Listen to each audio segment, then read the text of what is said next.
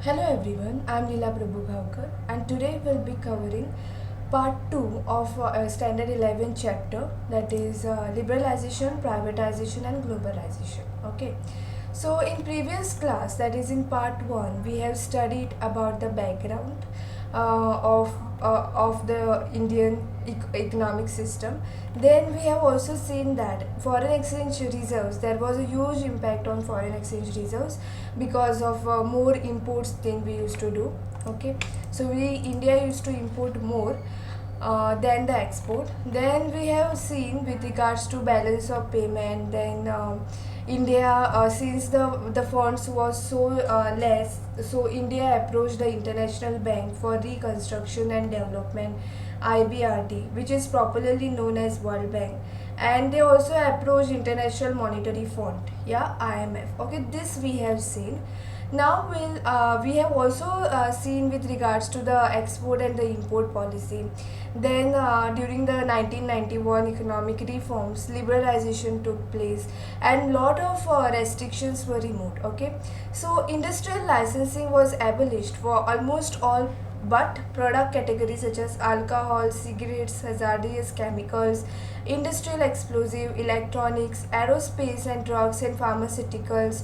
Okay, the only industries which are now reserved for the public sector are a part of atomic and some railway transport activities. So this we have seen. Now we'll move to the financial sector reforms. So financial sector includes all the financial institutions. Okay, it includes commercial bank, then the investment bank, stock exchanges operations and foreign exchange market. So this includes in the financial institution. So financial institution includes all commercial bank, investment bank, stock exchanges. Okay, then stock exchange operations, all those things. The financial sector in India is regulated by the Reserve Bank of India. So RBI is the apex bank.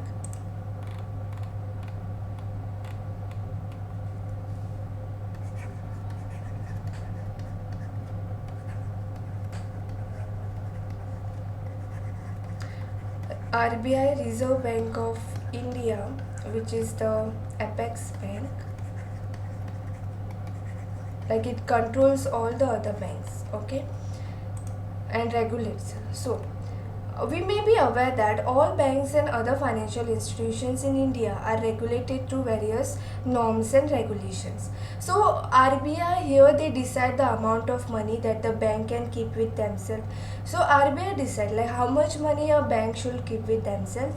Okay, fixed interest rate, nature of lending to various sectors, etc. One of the major aims of financial sector reforms is to reduce the role of RBI from regulator to facilitator of financial sector. So this means that the financial sector, they may be allowed to take decisions on many matters without consulting the RBI.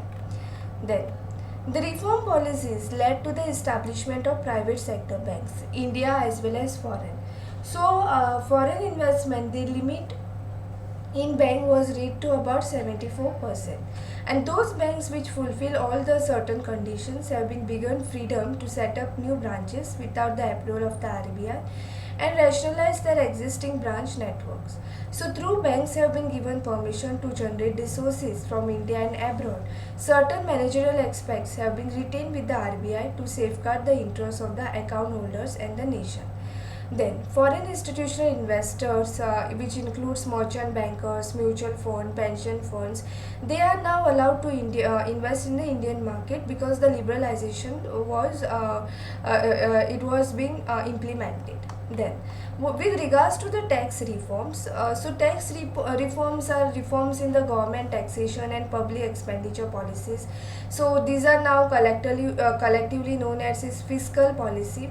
So there are two types of taxes. Okay, direct taxes and indirect taxes. The taxes are divided into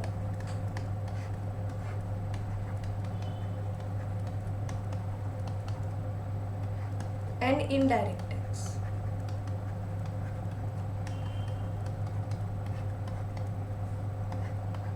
Direct tax and indirect tax. So direct tax includes the like your wealth tax. Okay, then the income tax. This is included in Direct tax. Okay, so direct and indirect. Direct taxes consist of taxes of incomes of individual as well as the profit which you make out of the business. So there was from 1991, what used to happen is there was a continuous reduction in the taxes on individual income, as it was felt that high rate of income tax were an important reason for tax evasion. So it is now widely accepted that moderate rates of income tax encourage savings and voluntary disclosure of income. The rate of corporation tax, which was very high earlier, has been gradually reduced. Then also the efforts have been made to reform the indirect taxes. So the taxes, indirect tax is now taken by GST, that is goods and service tax. Goods and service tax. Okay. So taxes levied on commodities in order to facilitate the establishment of a common national market for goods and commodities. Then in 2016, Indian constitution, this was amended, some changes was made, and to empower the state government and union government, okay, to come out with the laws to impose goods and service tax. So this has led to introduction of GST in India. So it came into effect from 1st July 2017. And so from GST, government expected that this is going to generate a huge revenue for the Indian government. So and this is expected to generate additional revenue for the government, then reduce tax evasion and create one nation, one tax and one market. Then another component of reform in this area is simplification. So in order to encourage better compliance on the part of taxpayers, many procedures have been simplified and the rates also substantially lowered. Then foreign exchange reforms. We'll move to the next part, that is foreign exchange reforms. The first important reform in the external sector was made in foreign exchange market. So in 1991, as an immediate measure to resolve the balance of payment crisis, the rupee was devalued. So what they did was they devalued the rupee. The amount was taken at a lower pace than against foreign currencies. So this led to an increase in the inflow of foreign exchange. So then this also set the turn to free the determination of rupee value in the foreign exchange market from government control. So here market determine exchange rates based on demand and supply of foreign exchange. Okay. Then trade and investment policy reforms. Liberalization of trade and investment regime was initiated to increase international competitiveness of industrial production and also foreign investment and technology into the economy. And the aim was to promote the efficiency of local industries and to adopt a modern technology. Then in order to protect all the domestic industries, India was following a regime of quantitative restrictions on import. So at that time, they encouraged through the tight control over the import and by keeping the tariffs, the taxes very high. So what does this did is that these policies reduced efficiency and competitiveness, which this leads to the slow growth for the manufacturing sector. And the main important thing is that the trade policy reforms, they aimed at dismantling of quantitative restrictions on import and export, then reduction of tariff rates, and then removal of licensing procedure for imports. Then next part is very important, that is import licensing. This was abolished, okay, in case of hazardous and environmental sensitive industries. Then quantitative restrictions on imports of manufactured consumer goods and agricultural products, this was also fully removed. Okay, then export duties have been removed to increase the competitive position of Indian goods in the international market. Then next part is privatization. So privatization is government companies are converted into the private sector. Privatization.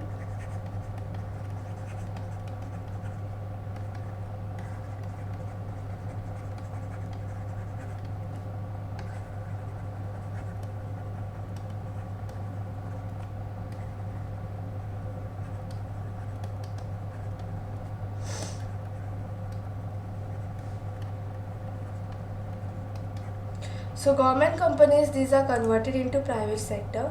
There are two ways. First one is that by withdrawal of the government from ownership and management of public sector. So ownership and management is fully given to the private sector. Then outright sale of public sector companies. Okay.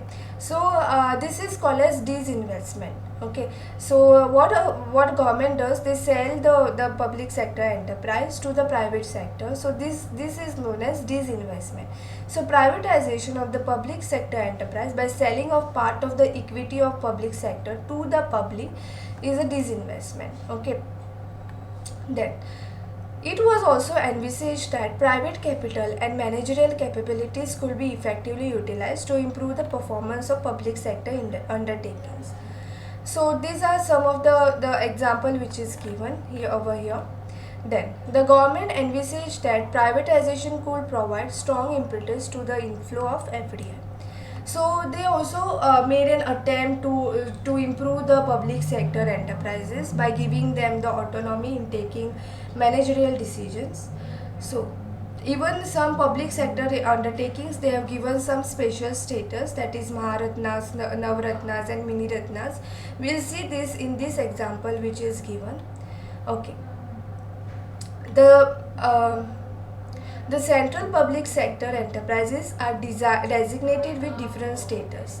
Okay, so there are few public sector enterprises. So Maharatnas, the status is given by the government. So this includes Indian Oil Corporation, Steel Authority, then Navratnas is Hindustan Aeronautics, Mahanagar Telephone Nigam Limited. Then Mini Ratnas includes railway, catering, then airport authority, Bharat Sanchar. So many of these profitable public sectors were originally formed during the 1950s and 1960s, when self-reliance was an important element of public policy. And they were set up with the intention of providing infrastructure and direct employment to the public so that quality and product reaches the masses at a nominal cost. Okay. Then we'll move to the globalization. Although globalization is generally understood to mean integration of the economy of the country with the world economy, it is a complex phenomenon. So it is an outcome of the set of various policies that are aimed at transforming the world towards greater independence and integration. And it also involves creation of networks and activities transcending economic, social and geographical boundaries. Then these attempts to establish links in such a way that the happenings in India can be influenced by events happening miles away, and it is turning the world into one whole or creating a borderless world. Okay, outsourcing. This is one of the outsourcing is one of the important globalization process. So what does a company do is that they hire a regular service from external sources, mostly from other countries, which was previously provided internally or from within the country, like legal advice, computer service, advertisement, security, each provided by respective departments of the company. So then outsourcing has intensified in recent times because of the growth of fast mode communication, particularly the growth of IT, information technology.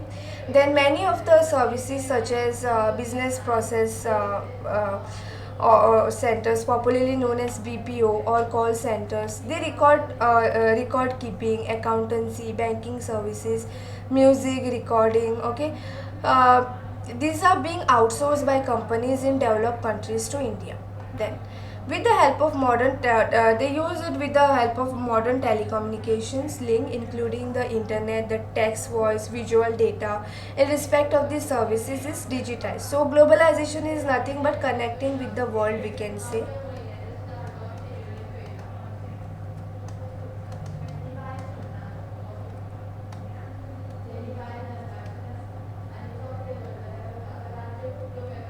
Okay.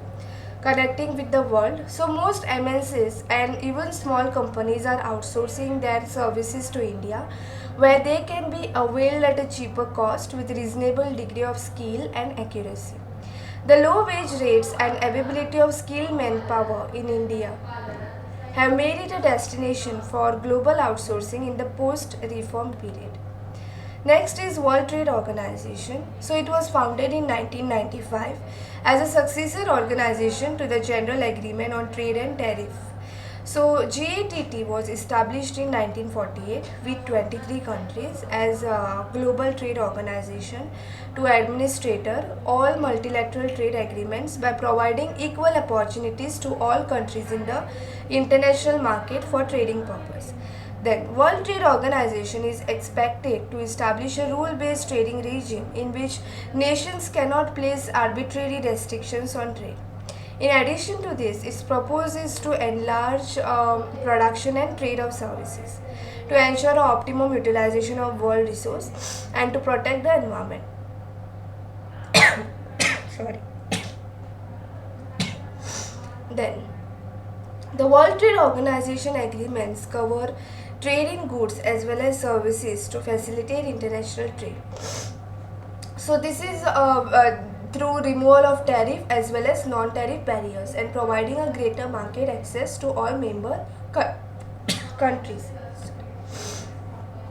So this is with all regards to World Trade Organization.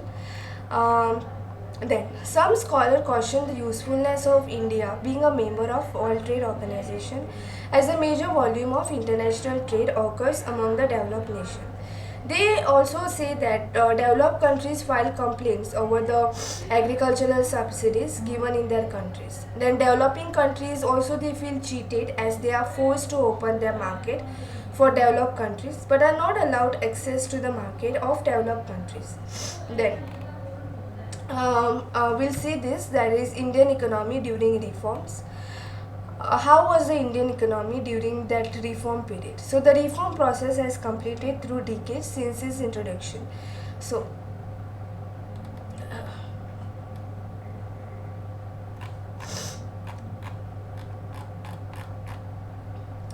if we see the table 3.1 during those period 1980 to 1991, and if we see 2014 and 15, if we compare this data, then the total growth of GDP and major sector in 91 is 5.6 and if you see 2014 and 15 it is more, it is 7.4. okay, so it means that the growth can be seen. Okay, when we did all those economic reforms, the growth can be seen. Okay, so during the reform period the growth of agriculture has declined.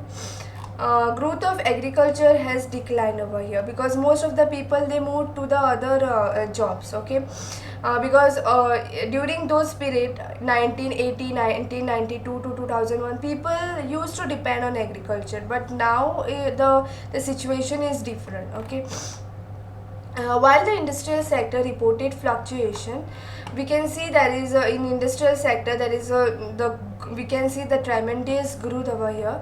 So this indicates that GDP growth is mainly driven by growth in the service sector. Then during 2012 to 2015, there has been a setback in the growth rates of different sector witnessed post 1991.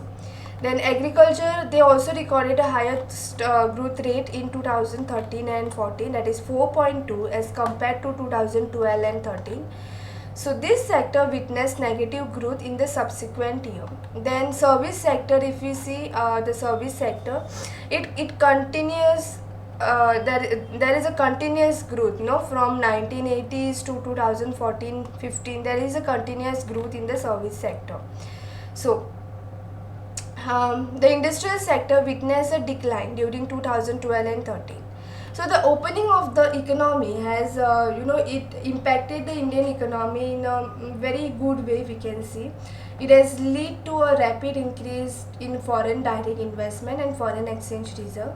The foreign investment, which includes foreign direct investment and foreign institutional investment, has increased from about $100 million in 1991 to $30 billion in 17-18.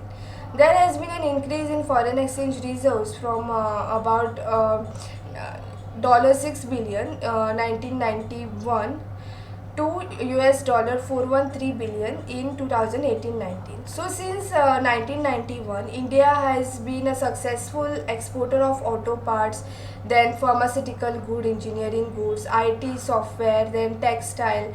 So we can see the tremendous growth in all the other sectors. Then on the other hand, if we see, the reform process has been widely criticized, okay, for not being able to address some of the basic problems, like the basic problems what agriculture, farmers or industrial sector faces, okay, with regards to employment also.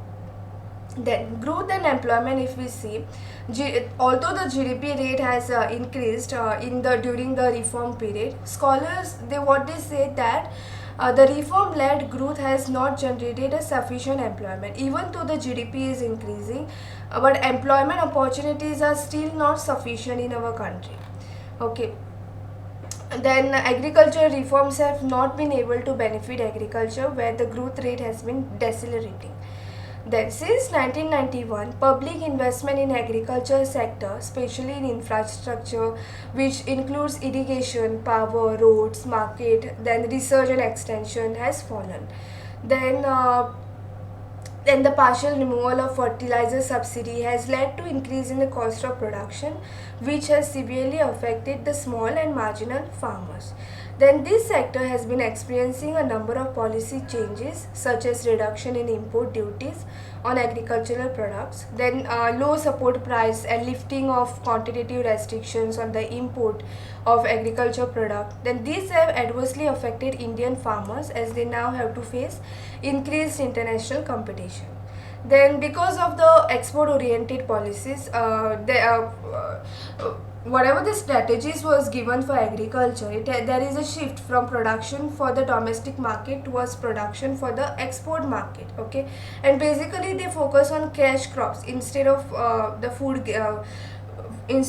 grains. So this puts pressure on prices of food grains.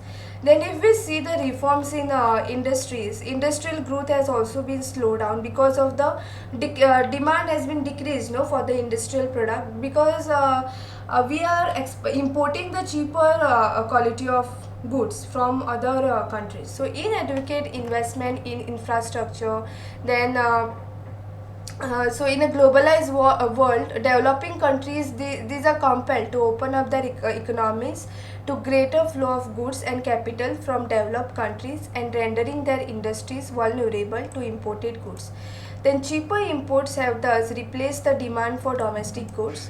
Domestic manufacturers, they are also facing competition from imports. The infrastructure facilities, including power supply, these have remained inadequate due to lack of investment. Then globalization is also creating a condition for the free movement of goods and services, but this is affecting the domestic market and the local industries. Okay, because of globalization, we are importing more goods, and the local markets are getting affected by this. So a developing country like India, they do not have the access to developed countries market because of high non-tariff barriers. So all the quota restrictions on export of textile, then clothing, these have been removed in India. But USA, they have not removed their quota restrictions on import of textile from India and China.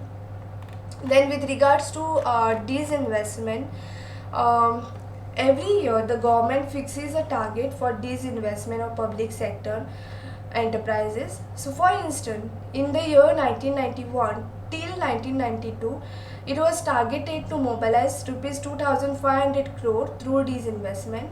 The government, they were able to mobilize 3040 crore, more than the target. But in the next 17-18, the target was more. They achieved in crores. Then critics point out that the asset of public sector enterprise have been undervalued and sold to the private sector. This means that there has been a substantial loss to the government and the outright sale of public asset. Moreover, the proceeds from disinvestment are used to offset the shortage of government revenues rather than using it for the development of public sector enterprise. Okay. Then with regards to reforms and some fiscal policies, economic reforms have placed limits on the growth of public sector expenditure. The tax reductions in the reform period, this aimed at higher revenues, and but this has not resulted in increase in tax revenues for the government. And also those reform policies which have involved the tariff reductions, this had reduced the scope for raising revenue through custom duties. Then, if we say with regards to this chapter, globalization, privatization, and liberalization, this has produced some positive as well as the negative results. Okay, for both India and other countries. Some people they argue that globalization should be seen as an opportunity in terms of greater access to global market. Then high technology and increased possibility of large industries of developing countries to become important players in the international area. So this is all with regards to the globalization, privatization, and liberalization. Okay. Thank you for watching my video.